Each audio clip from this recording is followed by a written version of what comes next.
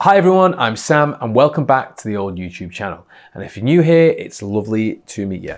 In today's video, I'm going to be sharing some of the most common mistakes that first-time buyers make when buying a house and how you can avoid them. So yeah, I thought I'd have a little bit longer intro than that, but I pretty much summed it up in one.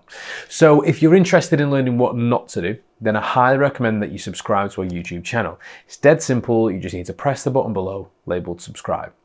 Now the best part, if you do, you'll get a new video every single Monday, though sometimes we are a little bit slow and I might miss an upload here or there.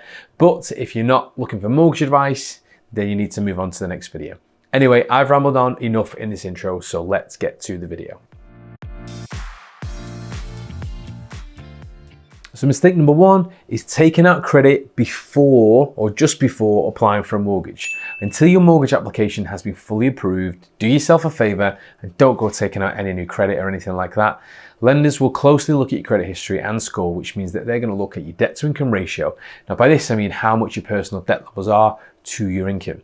And as we know, applying for credit invariably has an impact on your credit score. A small reduction in that credit score, or any amount of new debt for that matter, could be the final difference before you being approved or getting declined for a mortgage. And although it's rare, it is possible for a lender to rescind the mortgage offer until the day you have them keys. And look, I've seen it firsthand. Our client went all the way up until the day of exchange. The lender carried out a final credit check before releasing the funds. Bam.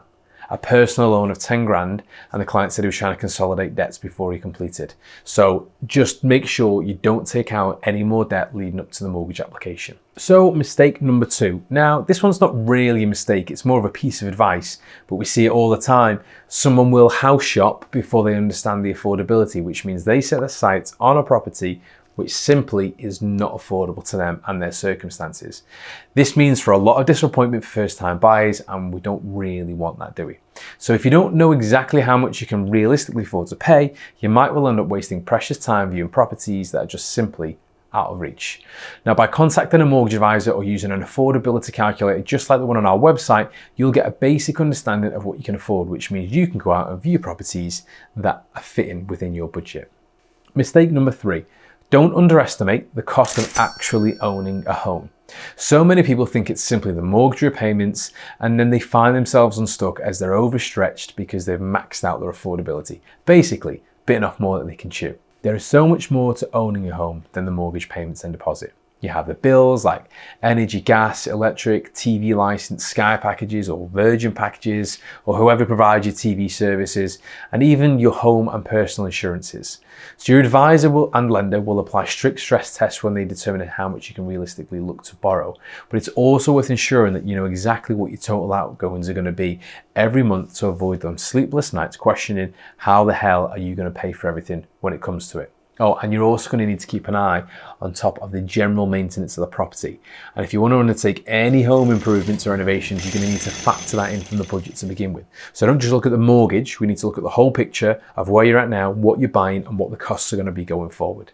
Mistake number four, not getting a decision in principle, AIP, MIP, or mortgage promise, whatever you want to call it, because there's a lot of names for it. Since buying a home, especially for the first time, is so exciting, many people get caught up on or get way too excited and go straight onto Rightmove, Purple Bricks and all those sorts of places and book viewings without getting their affairs in order first. A decision in principle is a certificate given by your lender stating how much money in principle they would lend you based on what you tell them you earn and by running a quick credit check. Mistake number five is not saving enough money.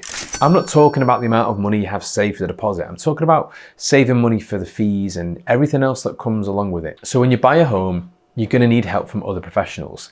Additional fees charged by solicitors or surveyors are the main thing people tend to forget about or don't realise exist. So if you're buying for your first home and you've just saved enough to put a decent deposit down on a home that you want, it might be worthwhile making sure you've got enough money to cover the deposit as well as having an extra bit of fund left over. That way you can make sure you're not going to be leaving yourself high and dry. Now, if you've got any questions on anything that I've mentioned on the 5 mistakes that you should have the heads up on, please feel free to drop a comment below or reach out to the team directly. Oh, and before I forget, Emma will kick me in the head if I don't tell you, we do have a free first-time buyer guide, which is linked in the description box below. See you next time.